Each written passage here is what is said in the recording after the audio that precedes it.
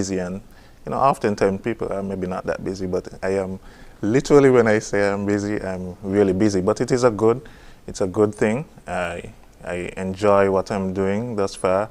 I feel like I'm really making a difference in terms of the progress and prosperity of the nation.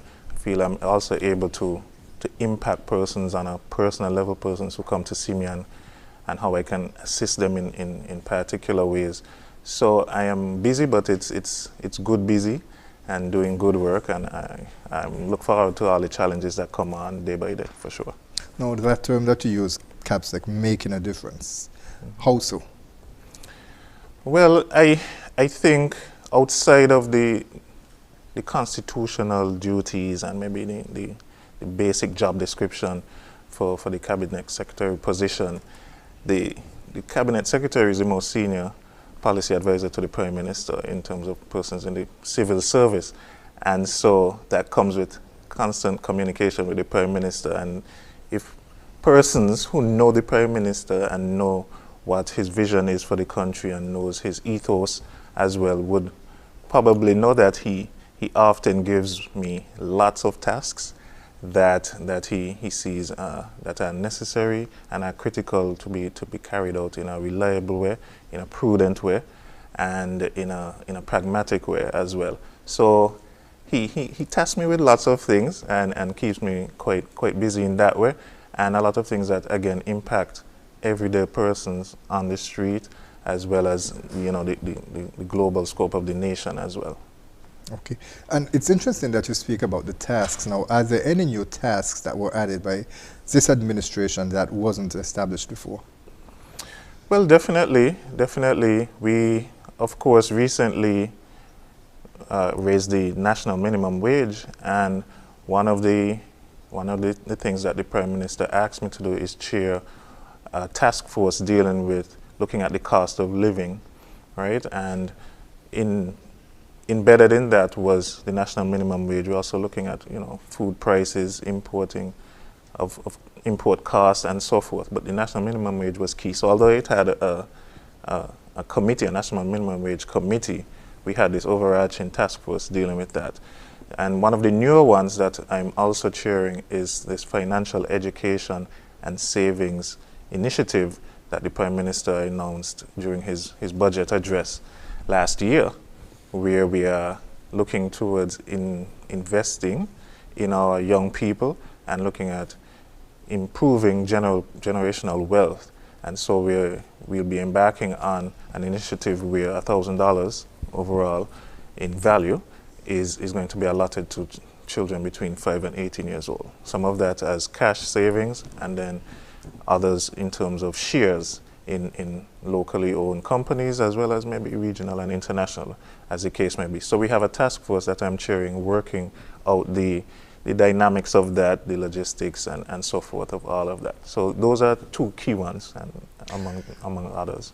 And how do you balance the responsibilities then of the traditional role of the cabinet secretary, given that you have the additional tasks to perform? Yeah, it's a delicate balancing act. I do have some wonderful support staff in the cabinet secretariat, and I have an executive officer as well as a policy and research analyst, which is a new position in the cabinet secretariat. And with those two positions, that helps a lot in reducing some of the workload, as well as the policy and research analyst position in particular, giving me some technical support and advice and guidance on several matters as well. Prior to becoming cabinet secretary, you worked primarily in the science field, specifically as the science and research manager at the Bureau of Standards here in St. Kitts and Nevis. Now, CAPSEC is very different from that, I would imagine. Yes. Did this background prepare you in any way for the responsibilities that you have as CAPSEC? I mean, I really think so.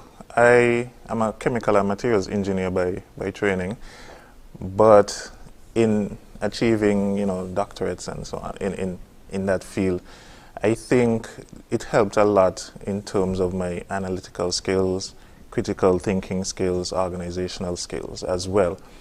And also during my time at the Bureau, I was able to to get a lot of training and exposure in terms of international relations, international chairing of meetings. I've had to chair meetings in global settings at huge international conferences and so on. And I think all of those build a certain skill set in you that help to deal with the cabinet setting and some of the tasks, like I said, that the Prime Minister would assign me to. Currently, for example, I'm the Global Environment Facility political focal point for St. Kitts and Nevis, again drawing on my background in environment and chemicals management and so forth. And so definitely a lot of the skills I garnered, whether academically or along the career path with the Bureau and prior to that with sustainable development, definitely have helped in assisting me in certain areas in this position. Okay. Now, Capsec, you also referred to the Cabinet Secretariat and the staff that is there. Mm-hmm. Can you give us a breakdown of the structure of the team that you have? Yes, we're a very small team, but I think a very powerful team nonetheless. And I have an executive officer who really deals with the day-to-day operations, keeping my schedule on point, keeping me on point, and making sure I don't miss any meetings, etc. And the newest position, which is a policy and research analyst position, which did not exist prior to me being appointed as Cabinet Secretary, is a senior technical position. And what we are trying to do there with that position is really monitor and evaluate certain projects that the government is aiming to execute, as well as creating and also maybe revising certain national policies, as the case may be. So that position is really key in terms of the vision that we have. We recently developed a strategic plan, which my policy and research analyst, who is Ms. Vashni Bell, I don't know if she might know me, but I already call her name. But I think she has played a critical role in developing our strategic plan. So now we have a strategic plan which sets out the vision, because we want to make sure that we have something in place for where we want to go, right? I mean, a goal without a plan is just a wish, and we're not trying to just wish things to happen. We really want to set strategic objectives and the way how we're going to meet those objectives. And even beyond maybe my tenure, and we keep doing this plan, somebody else can come in and just take that plan and push forward. For sure. Right, because of course government is continuous. Definitely. But an important part of that continuity is having a roadmap, having structures in place whereby no matter what happens, that anybody who comes into the office who is new, yes, whether it be for retirement or resign or whatever, that there is a model there that they know that they can follow. And especially when it comes to monitoring and evaluation, yes, that is very important in the public sector. Unfortunately, it's not done as much as it should. Definitely. So we really wanted to add that aspect. It's one position right now, but I really think a policy and research development unit may be needed as the role of government kind of expands. And although we're not expanding geographically, definitely the work that the country has to do and the government has to do continues to grow almost daily. And that's going to need additional persons and additional human resources. So we hope to build out that unit some more. Okay. So, of course, as you mentioned, you're the Secretary to the Cabinet. Mm-hmm. Walk us through the process of scheduling and preparing Cabinet meetings. So, Cabinet meets every Monday. And whether, if it's a holiday, of course, we don't meet and so on. But we strive to meet every Monday. And prior to that, my office asks that all Cabinet documents, submissions, memos, and other material arrive to my office by Thursday. And what that does is allow me to collate it and place the agenda into those packets and get those to each minister. So my goal is that the ministers have the weekend also to peruse the documents. I know they're all busy, so I try to get it to them by Friday, so they can take Friday, Saturday, Sunday, hopefully, to peruse the documents to some degree and be prepared for the meeting on Monday.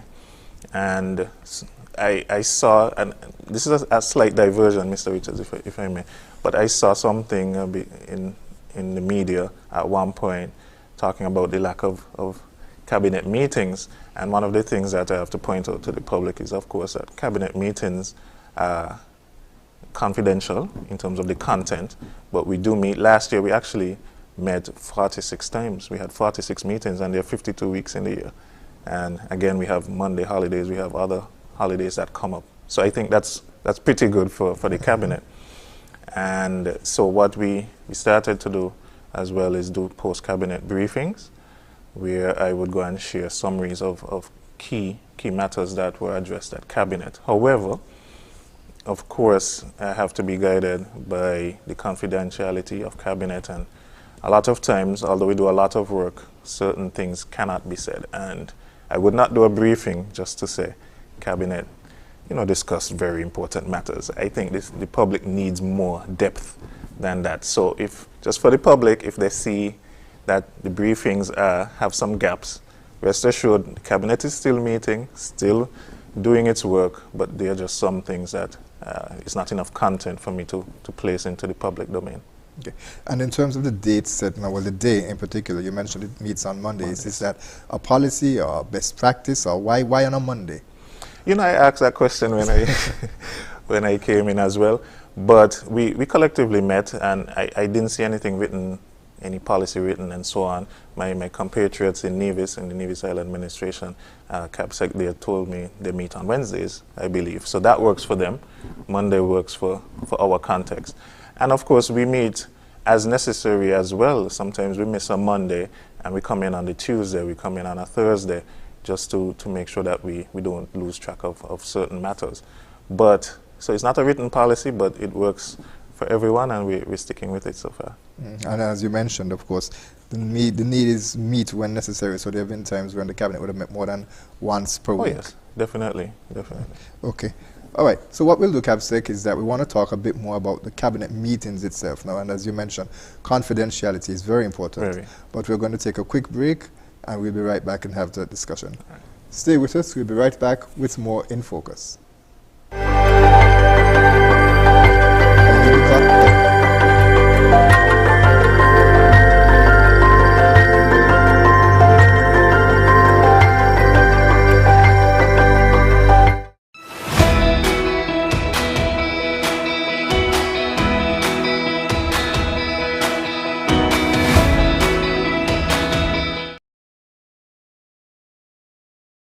Welcome back to In Focus. We continue our discussion with Cabinet Secretary Dr. Marcus Natta. CAPSEC, as we established, you're in the cabinet, you're in the room when decisions are made. Yes. Tell us a bit about what your role is during the meetings themselves. Is it just taking notes, or is there an expanded role that you have to play? Well, it's not just taking notes. I'll say that off of the top, and maybe I'll approach the answer this way. I believe this cabinet of ministers and members of cabinet are probably some of the most, I must say, qualified, intellectually strong persons I've seen, right? We have engineers, we have medical doctors, we have environmental specialists, we have social development experts. I'm chemical and materials engineering. Persons don't even know the Attorney General is actually a civil engineer. Yes, that was his first degree. I remember during the inauguration when I was giving commentary that I was surprised. I wondered if it was a mistake. Yes. So all of us, I say that to say, all of us, we have some very strong skills, talents, intellectual and educational capabilities that we are able to weigh in on various topics. So there are many times in the cabinet where I may be asked something that has to deal with chemicals and waste, just because that's my field, or even because I worked at the Bureau of Standards and know about environmental testing, mold testing, air quality, and I can kind of give some advice there as well. But outside of that, it also is incumbent upon me to ensure that we come to a decision. You can appreciate that with all of these wonderful leaders and intellectuals, we could have some very lengthy discussions. And so it's about kind of bringing back persons to the main goal and saying, okay, so what do we decide having said all of this? And, you know, keeping everybody on point, so to speak, and ensuring that we move, you know, efficiently to the meeting. We have some really long meetings sometimes, and it's not that it is not necessary. We have some really quality discussions, real important things that we need to hash out there. And I appreciate as well, being the cabinet secretary, that this is the one time per week where we all in the same place usually. And so that also gives the opportunity for members to update each other on certain things in their ministries and see how they can help each other and so on. So my role is a little bit as a disciplinarian too, like, you know, to make sure we stay on track and so forth, but also to help facilitate the discussions and make sure we come to a conclusion.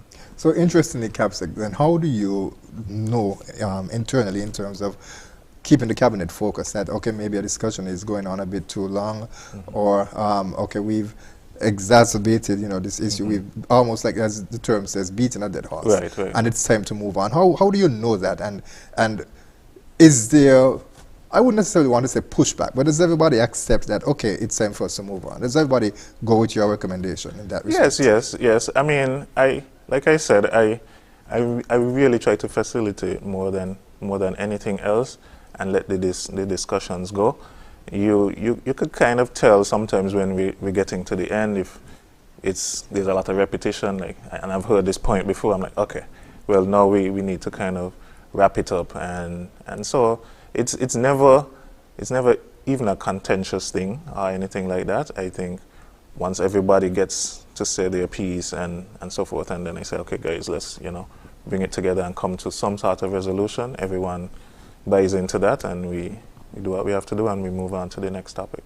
Okay, so in terms of supporting the Prime Minister and the Cabinet Ministers in the decision-making process, I imagine, well, you just hinted at it in terms of giving advice based on your expertise. Are there any other areas that you would care to highlight? In terms of my expertise? Well, in terms of helping the decision-making process along. Yeah, so what I also try to do is, through my office, if possible, we would prepare maybe a cabinet paper or a policy paper on that particular area, right? That we're discussing. So ministers may be able to have that beforehand. And that again also helps in the decision-making process. Also, what we try to do at times is, again, we know we are not experts on everything, and there are a lot of technical persons within ministries. We would bring them in when we're discussing a particular submission or a particular item and have them make a presentation. And that again, you know, helps a lot in the decision-making process. So then we're not bantering about something like we really don't have expertise in. So often we try to bring in an expert, a technical expert from various ministries to come and speak, and that helps a lot.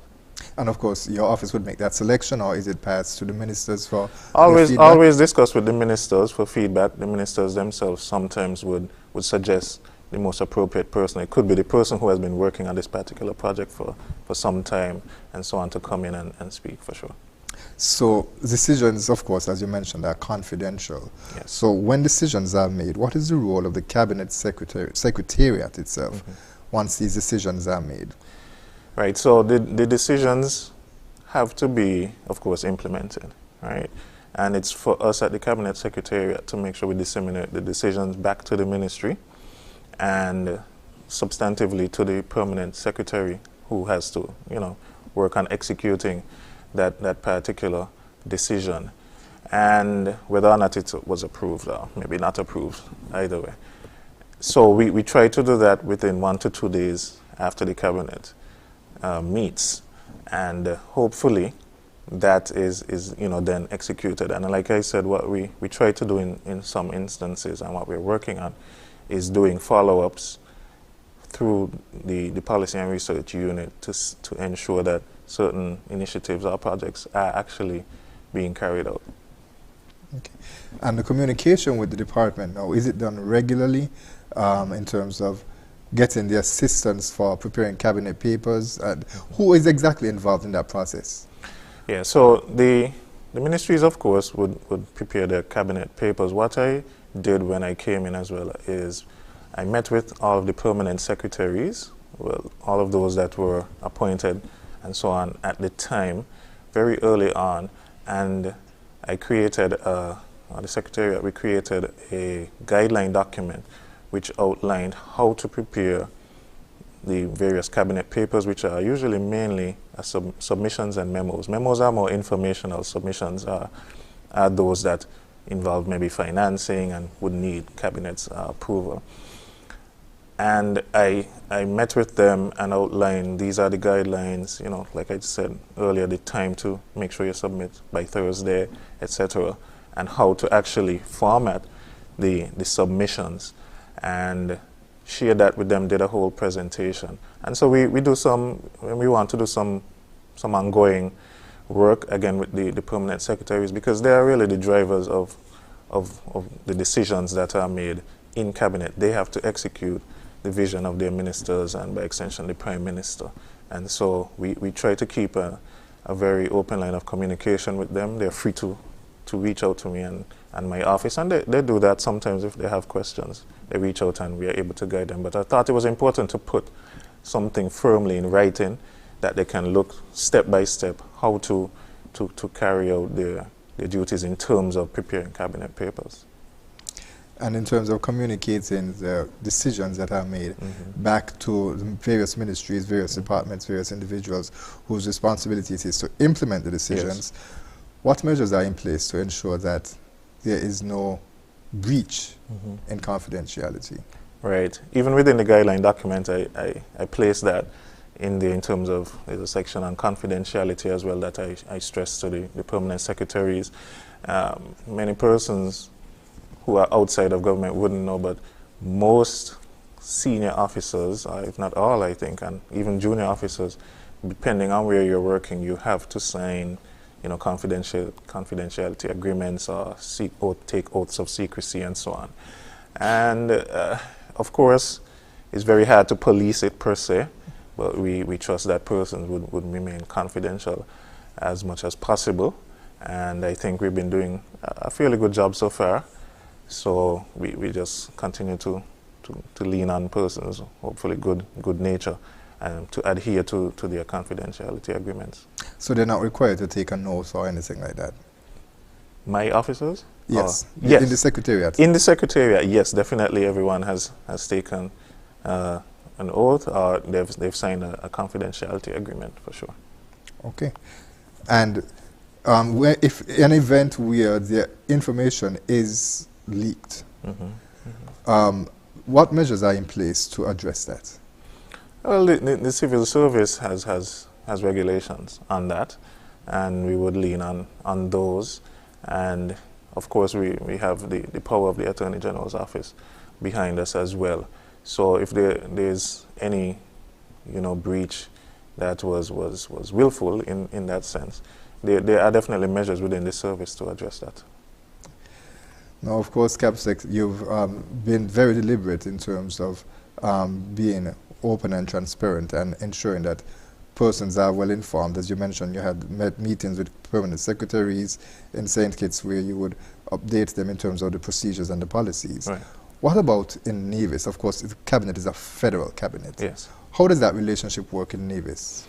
So I have a pretty good relationship with CAPSEC Trust over in Nevis and Nevis Island Administration. I actually messaged him just yesterday because there was some information that was supposed to reach to him in advance that didn't, and so we had a little chat about that, and so we're still working on making sure that our communication lines are pretty clear and direct and efficient. But we have a good working relationship. We share information as needed. Of course, they have their own Nevis Island, administration, and so he would have his work there. We will continue, of course, to maintain that line of communication, and of course, specifically as it deals with national matters. So, like the VAT Day that is coming up, that is something that has to be communicated to them as well, because that is a national initiative, right? And he would then have to make sure to inform his persons on the Nevis end as well. Was there measures in place that facilitated that, or is this something that you had to help to create? This is something I did not meet that per se anywhere on the desk when I started, but it's just something that I decided to forge this relationship. I actually went over and visited the CABSEC in Nevis once I took office, and meet with him personally, face to face, and we discussed certain matters and so on. So that is the sort of relationship. I think even in our professional space, you have to develop those kind of interpersonal relationships. I think that allows work to be done a lot easier. And there are some pictures actually with you meeting the Cabinet Secretariat, the Cabinet Secretary in Nevis, that we encourage our technicians that they would put that up on the screen so that persons can get a sense of it. Okay, and so the close relationship between the Cabinet in St. Kitts and the Cabinet in Nevis, of course, it builds on the policy of the government led by the Prime Minister to really forge deeper relations between the Federal Cabinet and the NIA. Yes, definitely. And we saw that we felt that it was important to make sure we do that and hone that relationship some more, right? When we're talking about a sustainable island state, we're talking about both islands. And so you can't be talking about a sustainable island state and just focusing on St. Kitts or just focusing on Nevis. It has to be a joint venture. And I think the Prime Minister imbued that in all of us. And at the Cabinet Secretariat level, we are trying to make sure that we live up to that mandate that he has put forth. Do you get the sense that there is buy-in from the NIA in terms of building that sustainable island state? Oh, definitely. We've definitely seen that buy-in.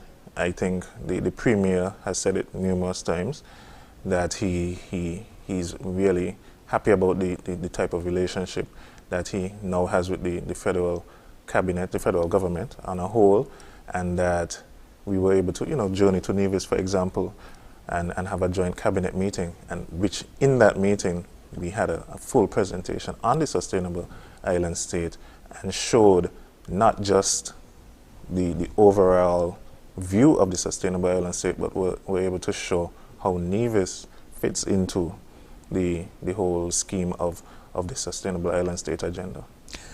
And let me ask you about how Nevis does fit into it to an extent, because of course Nevis has been seen, if you're speaking about the sister islands, St. Kitts is normally considered the more metropolis, where things are very busy and everybody's on the go.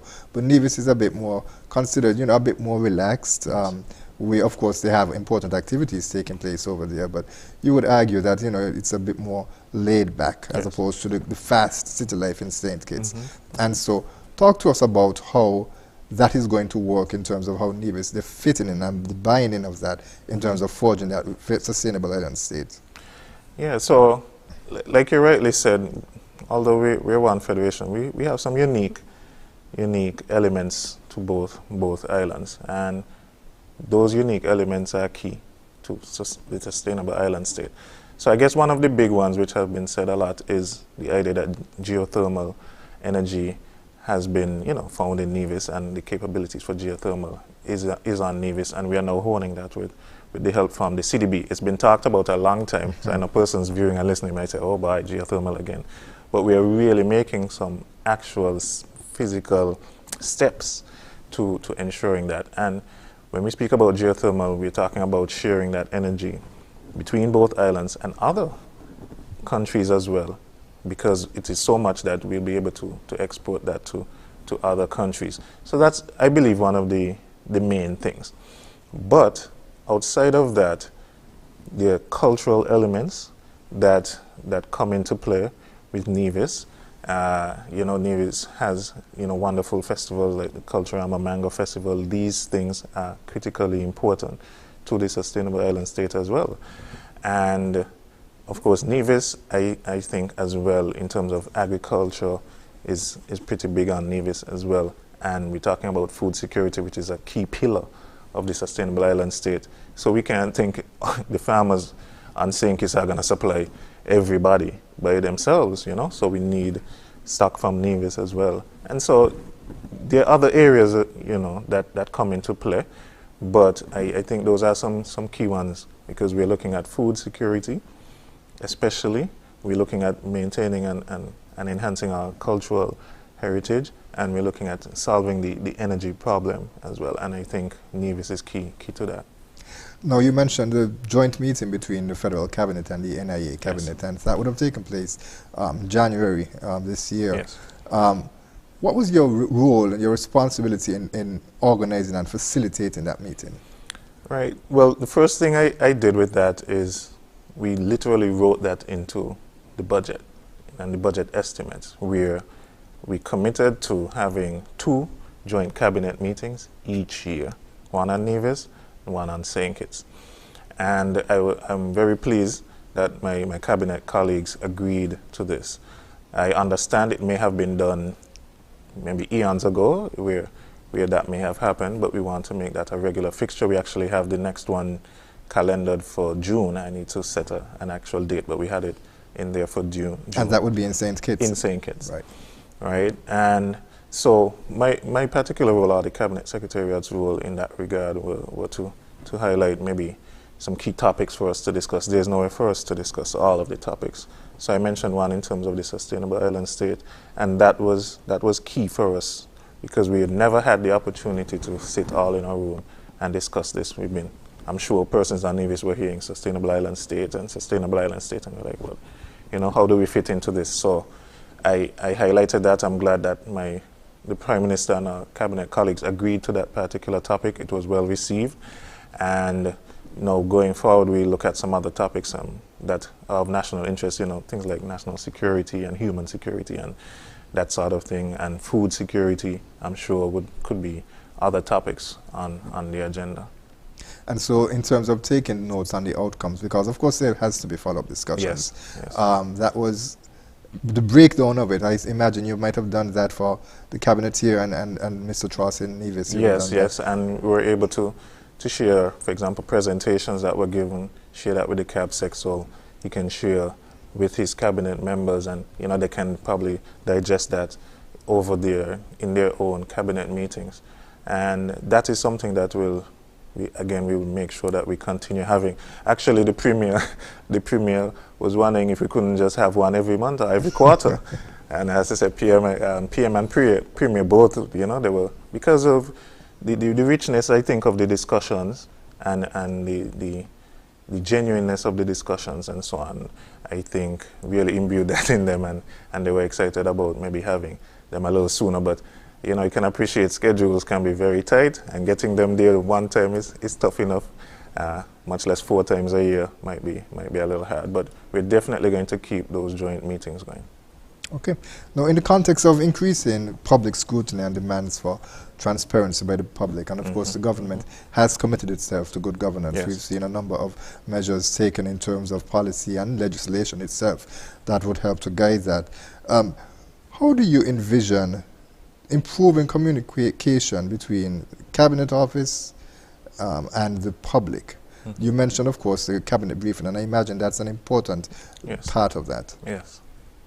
Yes, well, shows like InFocus help a lot, and we hope you would have a welcome mat for us anytime you want to come. What we have done, maybe from a social media aspect, we do have a Facebook page now, Cabinet Sec SKN, and we do have an Instagram page. And so we want to utilize those to reach those persons who are familiar with social media and the non-traditional type of media. We want to reach them through those media. And what we want to do as well, on top of that, is continue to have community engagements. We actually have set out in our strategic plan as well, trying to do some community engagements, and we are working out how we may go about doing that, where we actually go into communities and so forth and really let them know what we do. I don't think persons really know what the cabinet secretary does. They may just say, oh, that's a big position, as we like to say, oh, that's a big position in government. And so, like I said, shows like yours and other types of media engagements can help in raising the profile, giving it some awareness and education as to what we really do. And so we're going to build that out. My team and I will discuss how we could build that out some more. And in terms of the cabinet, the post-cabinet briefing now, Yes. it's an important tool, as we established earlier, in terms of communicating the Yes. decisions to the cabinet. And earlier you mentioned that while a briefing may not be held after every session, because you felt it was important to ensure that more information is shared with the public so that they can get a sense of what the discussions were, not necessarily to say that the cabinet met and a local company was given a concession, Yes. but that there is more details that is Yes. provided to it. Yes. Speak to that. Yeah, so I'm very, very keen on that. So, and I'm not void of any understanding that there are persons out there, entities out there who say there hasn't been a cabinet briefing for a month or 2 months or whatever. But I can't listen to those things, right? I'm not guided and driven by that. I have to ensure that whatever I do is in the best interest of the government, the cabinet. And as I stated earlier, if there's not enough content, and meaning not that we did not discuss things in the meeting, but things that are public or for public knowledge, then I will not do a cabinet briefing. We do get stories that come out. So for example, let me give an example.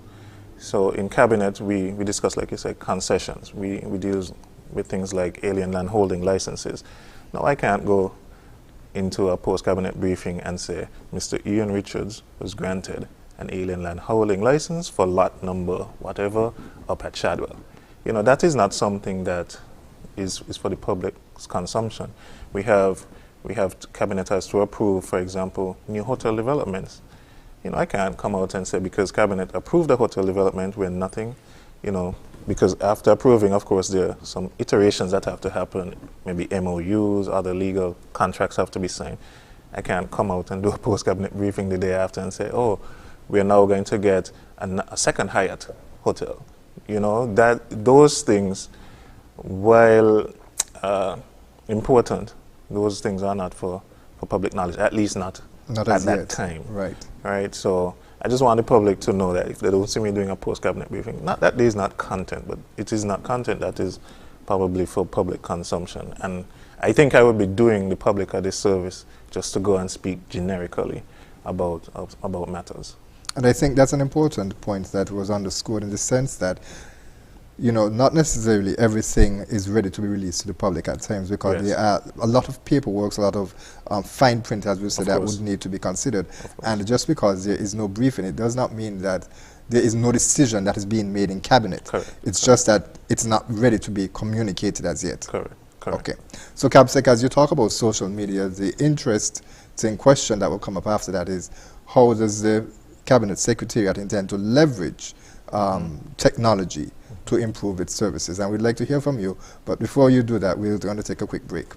Stay with us. We'll be right back with more In Focus. If you haven't done it as yet, please do it today. Subscribe to our YouTube page at SKNIS Media for regular updates, live coverage, and even more information on your government.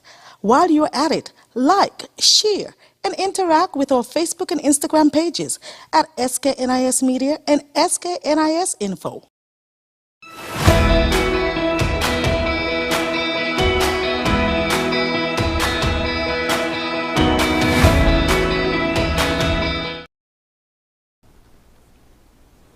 Welcome back to In Focus. Our guest today is Cabinet Secretary Dr. Marcus Natta, and we're talking a bit about the Cabinet Secretariat and the responsibilities of the Cabinet Secretary. So, Dr. Natta, as we continue our discussion, we discussed technology now. Yes. How does the Secretariat plan to advance and really leverage digital tools and platforms to enhance the efficiency and, of course, importantly, the transparency of cabinet processes and decision making? Yeah, I mean, that's a key thing, right, for us, because the government, this administration, has given its call for e-government and for digitizing a lot of the processes, right? We can appreciate that a lot of things are still paper and very manual. Even within the Cabinet Secretariat, we are making strides to change that. There are two key things that we we want to work on. One is what we're calling a smart cabinet system, which would give the ability to permanent secretaries, the ministers, and so on to submit, view documents, cabinet papers, electronically. Right now, everything is submitted in various copies because each minister has to get a copy. For example, each member has to get a copy. And you can appreciate sometimes a submission would come with supporting documents, and it can be lots and lots of paper. So we're looking at establishing a smart cabinet system where that can be a little bit more seamless and also can help us when we have to retrieve information. Right now, if I had matters that went back to, let's say, 2012 that I wanted to find, and I had to have one of my officers go and manually look in a file cabinet. We want to be able to be a lot more efficient. So that is a key tool, and we would link all the ministers into the system. All of us have devices at the table when we're sitting in cabinet, and they can easily download documents. So that's key, and we're really working hard to achieve that, and I'm really looking forward to that myself. Secondly, which is the newer one, is a policy registry that we want to establish in the Cabinet Secretariat, an online policy registry. What that is, and my policy research analyst is working assiduously on this, is we want to capture all of the national policies and other policies that are out there in each ministry. So I know we have a national sport policy, we have a national youth policy, and there's some, various, agriculture has policies. We want to have all of those in one place. We feel that that would help a lot in terms of persons when they're asking all these questions about certain things. It can help a lot with academia in terms of teachers and students being able to go and look up something, right there. So we've just been reaching out to the ministries now, asking them to submit their policies that they have. I'm sure most of them have PDFs of these policies. They could just send them to us, and we want to populate them on a website that persons can easily go and see the social development policy, and see what that is about. See the needs assessment policy that we have, or even things like the census. Those sort of things. If we can have them in one spot, it doesn't negate them from placing them in their ministries on their websites, but it's just an additional spot where we can have all of them in one place and persons can just go and access them. It really is in line with the services offered by the Law Commission online. Correct. Where all the laws of St. Kitts and Nevis can be found. Correct. So that's along the same line that we want to go, and we feel we could take the lead on that and assist in that way. And in terms of the use of technology as well, you may not be able to answer this, but I'm sure that there are ways that technology is leveraged. For instance, if a minister is overseas, that they're able to participate in the cabinet session as well too. They're not left out of the loop. Definitely, we have often done that. I mean, I was recently actually overseas, but still in the cabinet meeting. And we have ministers, as long as they can, and depending on the time difference, depending on where they are, they're able to log in and present their positions on submissions and other things, and even make presentations and so on. So even if they're aware, we try as much as possible to link them into the meetings, and they often do it. Okay, and now with the global challenges such as climate change, and even yesterday the Prime Minister, or should I say this week, and I think yesterday as well too, it's the event at Sunset Reef where they are launching a bit more of a sustainable aspect of it, and we would have seen them being awarded regionally for that as well too. The Prime Minister has often indicated that climate change, of course, in transforming into a sustainable island state, we must address the challenges of climate change. So how do you see the role of the Cabinet Secretary now evolving to address these issues at the national level and contribute to the international cooperation and collaboration to address the scourge, as I heard it referred to, of climate change? Maybe I'll answer in two ways. One is that from my position, as I sit now as Cabinet Secretary, because of my prior skill set and training in that area, climate change and its effects, environmental matters, and and chemicals and waste, which tie into pollution and all of that. I am looked at, along with Dr. Dr. Joel Clark, who is very versed in that. Both of us kind of have that mandate in cabinet to sort of drive those matters. And so from that standpoint, I can advocate strongly for assistance in terms of what we need to do. Right now, we're looking at, for example, the coastal shrinkage that we are seeing. We're having some beach loss, which of course is, St. Kitts and Nevis has no carbon footprint, negligible, right? But we feel the effects. So it's about us trying to adapt to climate change and its effects. And so, I play a role there, but in the general sense of the position, if I was not in the position, I feel like the cabinet secretary has to help to drive, initiatives that are in line with combating climate change. And I say that meaning that we as the cabinet secretariat, we have to also keep our pulse on what is happening globally. And that is why having this policy and research position and unit is key, because we need to look out there and see what is happening globally and then feed that to me so I can, of course, raise certain things in cabinet. We can't just say, well, Dr. Clark and her ministry will do everything, or the Prime Minister will do everything. I think it's important for us to keep our eyes out there, our ears out there, and seeing what is happening. So the cabinet secretary should always be giving that policy advice, in various spheres, no matter what it is, to the cabinet to ensure that we are au fait with what is happening presently and how we could kind of combat that. Is that difficult for you personally to be kept up to date? I mean, you basically, there's a cartoon, I'm not sure how many young persons listening would be aware of it, Inspector Gadget, where his hands to reach everywhere. Yes, is that difficult for you? Because it sounds like you're a bit of an Inspector Gadget. It's challenging, but I like challenges, so it's nothing that I don't do. I'm always looking at the news, reading something. So I have a wonderful network of colleagues, within the region and internationally that would shoot me an email now and again and say, hey, St. Kitts and Nevis participating in this meeting, or hey, I saw this opportunity for funding for St. Kitts and Nevis. Can you pass this to your minister, or can you introduce me to your minister? So using those networks and me just being somebody who likes to be aware of what is happening helps a lot. So it's challenging, but I think I'm getting it done. Okay. There's just about 4 minutes left in our interview with Dr. Natta, and so I would like to ask you about something that happened earlier this week on Monday as well. So of course, we know it's publicly that Dr. Douglas is the minister responsible for foreign affairs and several other areas. He is celebrating 35 years as a parliamentarian. And there are some pictures that we'll be able to put up on screen where the cabinet essentially surprised him. Yes. Tell us a bit about that. Yes, well, there's a whole week of activities that are going on, and the committee reached out to me and asked if, the cabinet would do something for Dr. Douglas, and we were able to pull it off.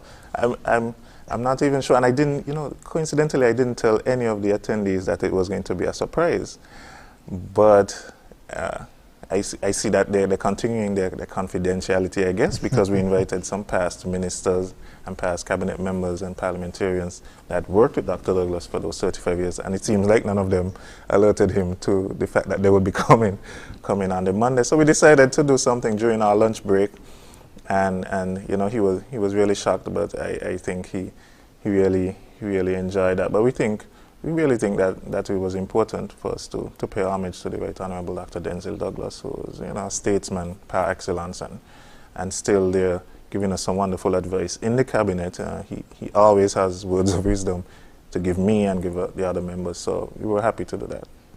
And what does an activity like that represent for the cabinet itself now? Well, I mean, it shows that we really love each other. We don't just do this one-off. Anybody who has a birthday, I just had a birthday in February, and we had cake and we had food and drinks and that sort of thing during cabinet lunch break and so forth. And we do that for every member. We celebrate the wins of members' family, children. I think Minister Maynard's daughters are some great sportswomen, and they want races, and we really show that love and camaraderie, and so anytime we could celebrate something personal for each other, birthday, wedding anniversary, and so on, we always come out and do something special for each other. And that, of course, would help with the deliberations during the cabinet. It helped with the decision making. Of course, definitely. And I mean, it builds some good bonds, because we know each other, yes, out there and so on. But you really get to know persons when you sit around a table with them over a drink and some food, and you could have some banter back and forth, and you could get away from the mundane, hard work of making these decisions. And I think we're doing a good job of that. I think that's probably another role I add to my list of tasks is really trying to keep that camaraderie, keep that love for each other, that affection for each other, and just that we like each other. Sometimes you just need to like people, and we really like being around each other, and I want to keep that going. So whatever I can do, I do that. We have cabinet retreats where we discuss matters, and then we go and play lime and spoon. Right? We've done that. So those are the things that I think are important, and I strive to do that in my role as Cabinet Secretary.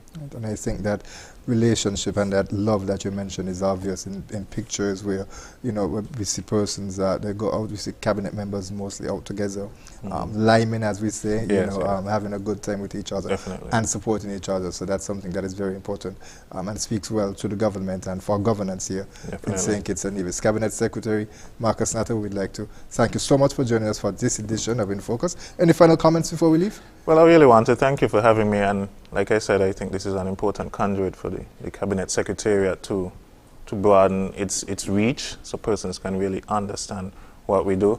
I just want to reiterate to the public that we are open, 467-1167. You can call the office if you want to learn more. If students in school, teachers, you want to learn more about the Cabinet Secretariat, maybe you want to visit and see the cabinet chambers or something and see where the decisions are made. We are open to that, and I am certainly open to that. I'm open to come in and speak to students or in other forums, speak to persons about the work. I just want to say this, I'm going to give you a little sneak peek. There's something that I'm working on, is bringing together all of the Caribbean Cabinet Secretaries. I've had some preliminary meetings with them. We want to form a grouping because I think it's important for us to just learn from each other, learn best practices, and ensure that we are kind of on the same page, because we deal with a lot of similar issues, climate change, for example. So if we have this grouping, we can all decide, hey guys, we are going to ensure that this particular topic is in the forefront on our cabinet agendas going forward, so that one island or country isn't doing far ahead in doing this thing, combating climate change, while another is lagging behind. So that's something I have in the works, and it's been going well. I have about 8 of the cabinet secretaries on board, and we probably actually need to meet pretty soon again. And I hope that we can form a nice little grouping and hopefully maybe come and have an in-person meeting, maybe here in St. Kitts and Nevis, and have some sessions, because I really want to learn from them, and I've been learning a lot from them, and I think that we can learn a lot from each other. But I really want to thank you again for the opportunity and to be on InFocus, and I remain willing and able to come in anytime you wish to have me, and I just ask the general public to continue to pray for the country, pray for the cabinet. We have a hard task. There are challenges every day that come up, some of our own doing, some we have no control over, and it takes a lot. So I just ask you to lift us up in our prayers, give us your best wishes and thoughts, and when you have to critique us, sure, come and critique in a positive manner, and we willingly accept that and try to do better. But know that we are doing all we can for the benefit of the country. And personally, from the Cabinet Secretariat level, I want to thank my Executive Officer, Ms. Kenisha Williams, and Policy and Research Analyst, Ms. Vashni Bell, Senior Clerk, Ms. Aline Morris, for all their hard work, continued hard work and support of me and in my role. They do make my work easier. So thank you once again. Okay, and just before we leave, you mentioned in terms of that meeting with the cabinet secretaries from around the region. This year, next year, any timeline? Well, I'm thinking more like next year, because I may have to reach out for a little budgetary support, and that was not planned for this year, and I'm very mindful of the people's purse. So maybe we can budget something in for next year and have some contributions from across the region, something like that, but we're working on it. And that certainly will help with discussions that regional meetings always carry come as well. That's what I envision as well. Yes, absolutely. Thank you very much, Dr. Natta, for being with us. You're most welcome. Thanks for having me. And we'd like to thank you, viewers and listeners, for joining us for this edition of InFocus. We trust that you will join us next week at the same place at the very same time. For now, I'm Ian Richards. Join us every Wednesday for InFocus, a weekly talk show produced by the St. Kitts Nevis Information Service, where we provide exclusives with key persons within the government and discuss pertinent, relevant, and interesting matters that affect us all. Tune in every Wednesday, live on ZIZ Radio and streamed live on Facebook at SKNIS Media and ZIZ Online. InFocus, your government, your business.